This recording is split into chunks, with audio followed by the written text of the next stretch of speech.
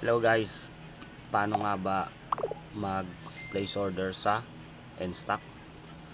So ito, may isasend ako sa inyong link, piliin nyo lang.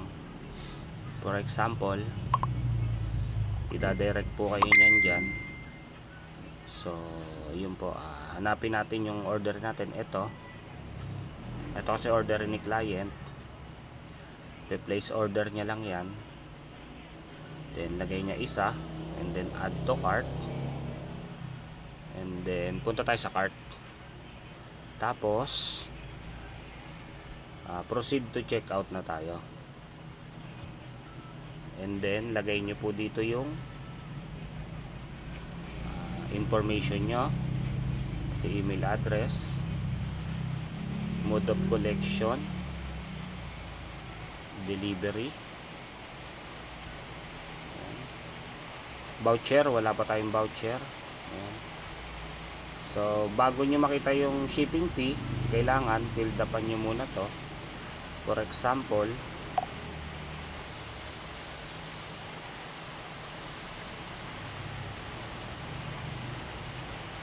ayan,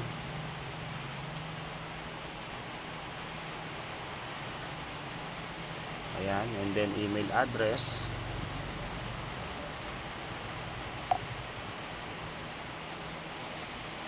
and then barangay, halimbawa sa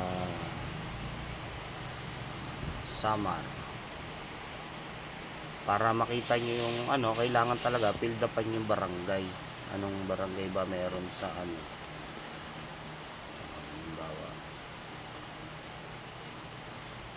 ayan, nagsasuggest naman po sila ito, Bacau, Palawan. For example, Palawan Street Subdivision, halimbawa, and then continue. Voucher code wala, notes, pwede kayo mag-add ng notes, continue, and then ayan, kung kaya nyong ipin yung mismong lugar nyo, pin nyo na. So yung shipping fee,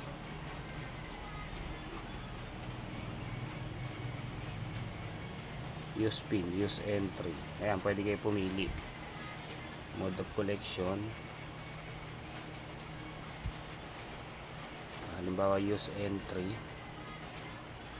ayan, pwede, pagka napili nyo na po siya, pag okay na po yung ayan, na fill out nyo na maayos, ayan, makakapili na kayo. Cash, COD to, GCash, Maya, GrabPay, BPI, Union Bank.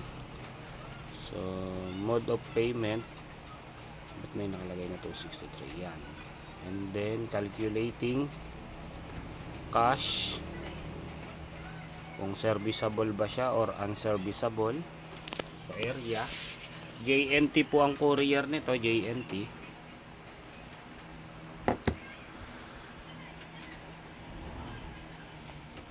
Ito, magpalit lang tayo ng diba, complete order,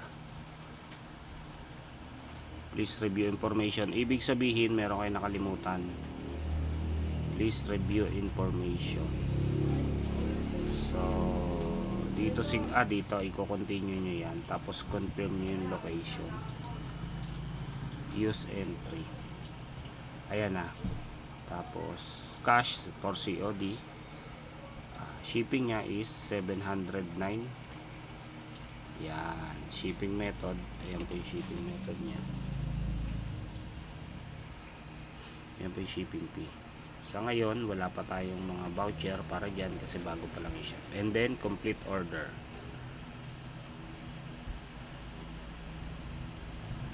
yan. So nakalagay na siya, nag-ordered na, napindot ko. Paano ko kaya ito tatanggalin? Yun. So yun lang, thank you po, salamat.